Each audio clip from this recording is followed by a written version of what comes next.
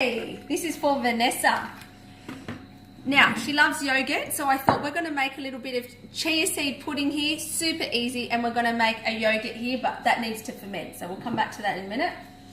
I don't know, in the cupboard I had coconut cream and coconut milk, and so I just halved.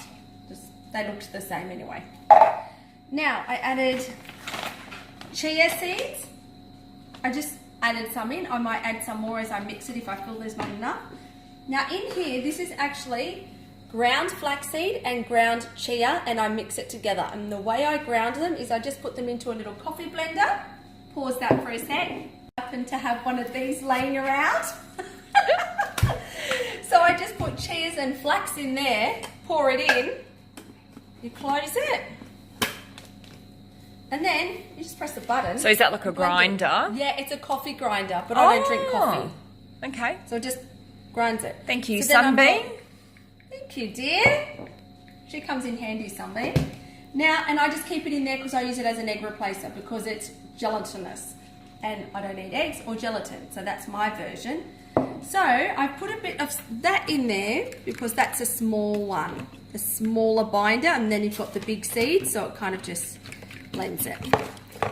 So now, to live on the edge a little bit, we added a little bit of Dutch cacao.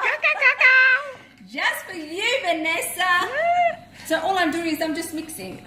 Yay! And if we have a look in there, I'm going to add this one too. It looks quite good. It looks like I've put enough chia in there. We can add a bit more if we want. This is all to however we like. Might get Vanessa to stick her pinky in there later and see if she likes it. Now, usually you add maple syrup, but we don't have. But I've got every other sweetener. And that's that macro brand that you said is quite widely available at Woolworths. At Woolies. Yep. Very easy to get. And every time I go to Woolies, I bought it ages ago. Every time I go to Woolies, I keep seeing it on the shelf and going, oh my goodness, I have to use it. So today's the day. So I've added just a bit of that. Should use measurements. You can find the recipe online, I'm sure. A few different versions. I find my version is good at mixing these two together rather than just the big seeds. That's good. Now this is a dessert. We don't usually have this stuff. It is very sweet. Is it good for you? It is very good for you. But I would still say it's a treat. I don't think you should have too much of anything. So if I'm using a lot of coconut cream or so in my cooking this week, I would probably not make this. And then we'll just give Vanessa a taste and make sure she's happy.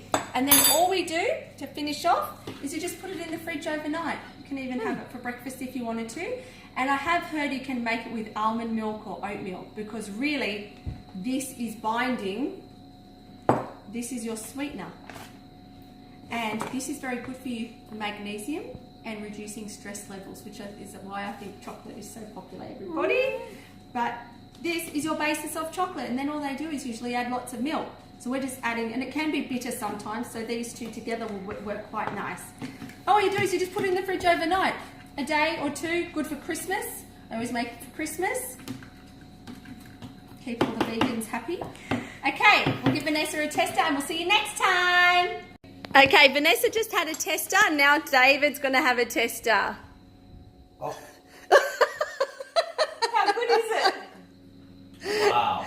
Of course, the boys want to have a tester. Very nice. What do you think, Levi? Oh, Phoenix. So they're twins. All right, so everyone's got clean spoons going in, and we're just going to pop that in the fridge. Everybody, hands off.